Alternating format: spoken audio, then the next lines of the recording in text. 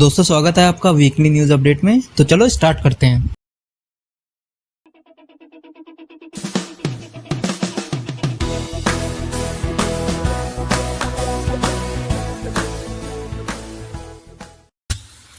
HNI high net worth individuals, ये वो लोग होते हैं जिनकी इन्वेस्टेबल वेल्थ अराउंड $1 मिलियन के आसपास होती है।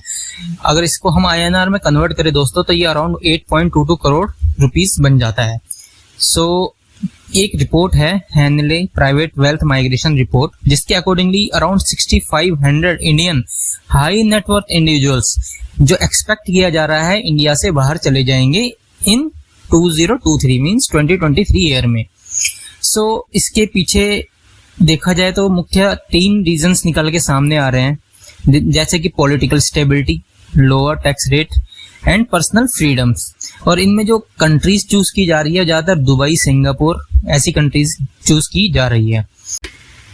RBI ने फिर से पेनलाइज किया है एक और बैंक को। ये बैंक है Bihar state cooperative bank.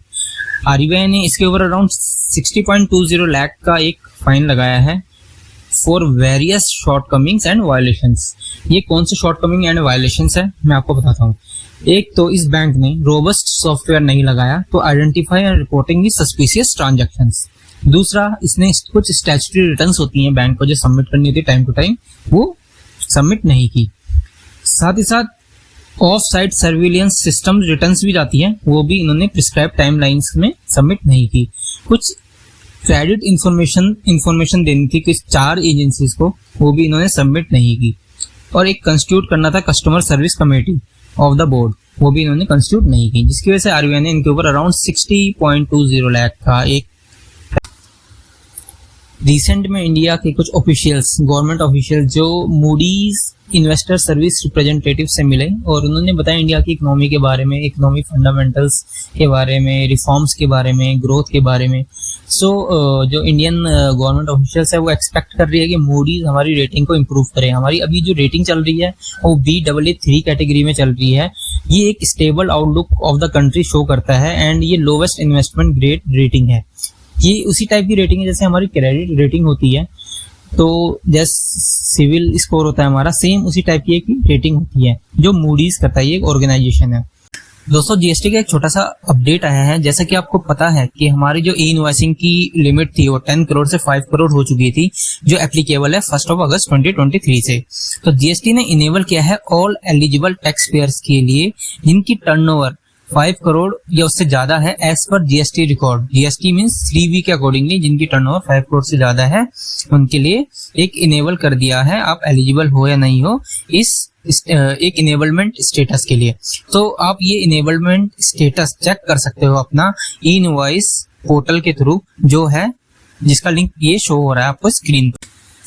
Shell companies और फेक इनवॉइसेस, ऐसी तो न्यूज आप GST में आजकल डेली सुन ही रहे हो। तो DGGI ने कुछ पॉइंट्स निकाले हैं जिसके बेसिस पे आपको पता चलेगा कि मोडस ऑपरेंडी क्या होती है टैक्स इवेजन को लेके लोगों की। तो ये पॉइंट्स हैं जैसे कि शॉर्ट पेमेंट ऑफ टैक्सेस, अपनी टैक्सेबल सर्विसेज और गुड्स को की वैल्यू को कम करके उनके ऊपर कम टैक्स पे करने का। दूसरा पॉइंट है हमारा कि रॉन्ग अवेलमेंट ऑफ एग्जम्पशन और नोटिफिकेशन। तीसरा है हमारा रॉन्ग अवेलमेंट और non reversal of ITC, input tax credit का रिवर्सल नहीं करना।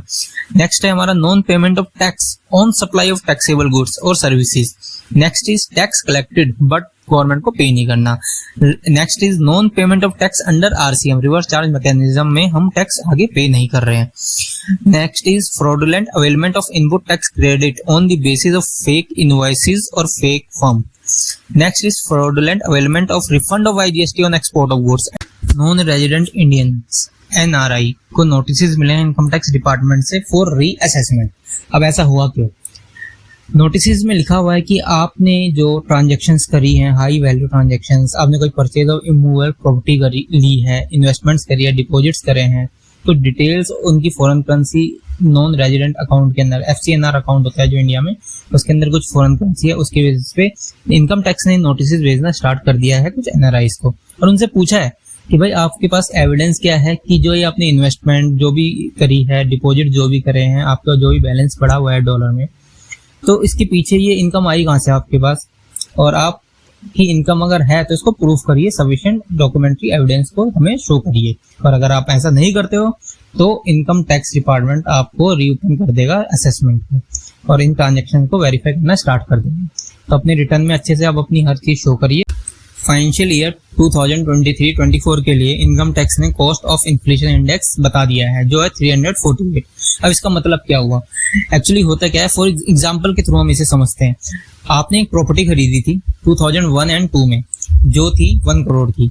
सो आज आप उस प्रॉपर्टी को सेल कर रहे हो, मींस फाइनेंशियल ईयर 23-24 में आप उसे सेल कर रहे हो, तो वो सेल कर रहे हो आप अराउंड 5 करोड़ का।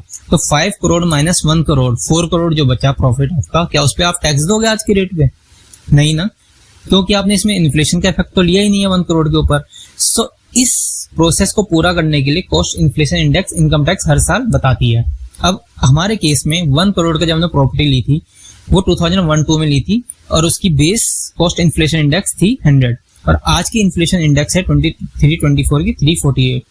तो उसकी बेसिस पे देखा जाए तो आपका आज की वैल्यू है जो 1 करोड़ की वो है 3.48 करोड़।